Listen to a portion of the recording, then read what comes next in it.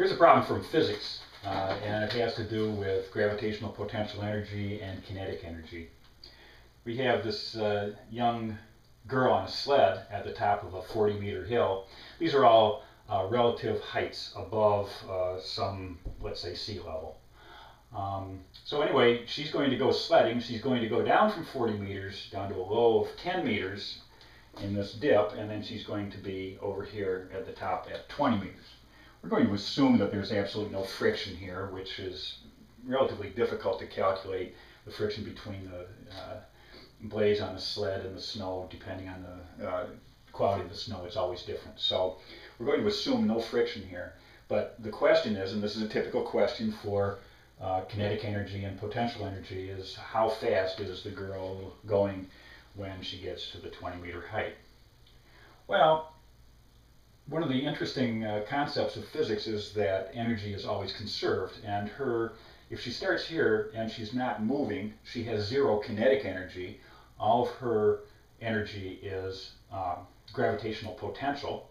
As she goes down the hill, she's losing gravitational potential because her height above sea level is decreasing, and all of that potential energy that's lost is being converted into kinetic energy. At this low point, she's lost the potential energy that would be equivalent to 40 meters, a change in height of 30 meters, so it's all kinetic energy down here. And then she's going to lose kinetic energy as she goes up the hill. That makes sense. She's going to slow down as she's going uphill until she comes to a final velocity or speed here at the top of the hill. So let's calculate those. We know that the change in potential energy, or using the delta notation, delta potential energy is equal to the change in kinetic energy. Well, the change in potential energy is going to be the change in her height from here to there.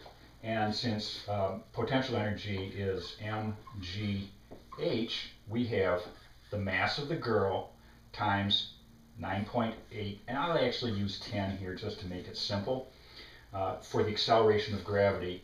And the difference in height between 40 meters and 20 meters is 20 meters. All right, so this is in meters per second squared, acceleration of gravity. Notice that we weren't really concerned. Nobody asked, we weren't told anyway, what the mass of the girl was. And we're going to see in just a minute that it doesn't really make any difference. Our kinetic energy, our change in kinetic energy, is simply going to be her kinetic energy here, because remember, her kinetic energy, or her energy of motion at this point, was 0. And the formula for kinetic energy is 1/2 mv squared.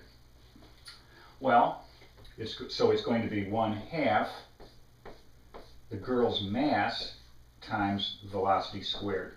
You'll notice now that we have an m on both sides, which we can divide out.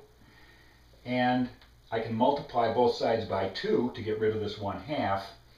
And I have v squared is equal to 400 meters squared per second squared.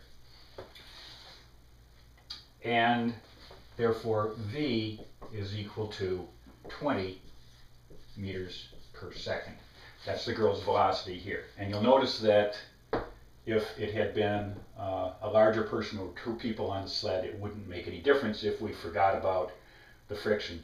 The velocity at this point would still be 20 meters per second.